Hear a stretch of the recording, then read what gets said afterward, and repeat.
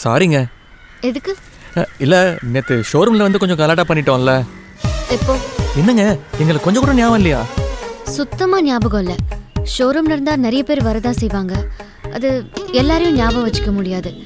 நான் ஃபீல் பண்ணல. நான் ஃபீல் பண்ணதான் நினச்சி நீங்கள் ஃபீல் பண்ணாதீங்க. ம் ஏங்க ஏங்க நேற்று டிவி வாங்க வந்தானே 3D. ஹலோ மாப்பிள்ள எனக்கு தெரிலன்ட்டு. டேய் சட்டை கசக்காதடா. இப்போ என்ன உனக்கு தெரிலன்னு தானே சொல்லிட்டு போறா? ஊரில் பாதி பொண்ணுங்க லவ் பண்ணதுக்கு அப்புறம் சொல்கிறத இவன் லவ் பண்ணுறதுக்கு முன்னாடியே சொல்லிட்டு போறா. உன் ஆள் பெரிய லக்கடி லம்பாவாக இருப்பா போல. மாப்பிள்ள அப்படிலாம் சொல்லாதடா, அவன் நல்ல பொண்ணுடா. பாம்பில் கூட தான் நல்ல பாம்பு இருக்குது, அதுக்காக அதுனா கொத்தாமையாக இருக்கே. தவார் பொண்ணுங்கன்னா இப்படி தான் இருப்பாளுங்க, நம்ம தான் பார்த்து சூதானமாக நடந்துக்கணும். சரி அவ ஏன் மாப்பிள்ள நம்ம 2 பேர் தெரியாத மாதிரி நடிக்கிறா? எப்போ ஒரு பொண்ணு தெரிஞ்சுக்கிட்டு தெரியாத மாதிரி நடிக்கிறாளோ, பார்த்துட்டு பார்க்காத மாதிரி இருக்காளோ, அப்போவே அவள் பயப்பட ஆரம்பிச்சிட்டான்னு அர்த்தம். அப்படின்ற? அப்படிதான். எங்க உன்னை லவ் பண்ணிடுவோமான்னு பயப்படுறா மாப்பிள.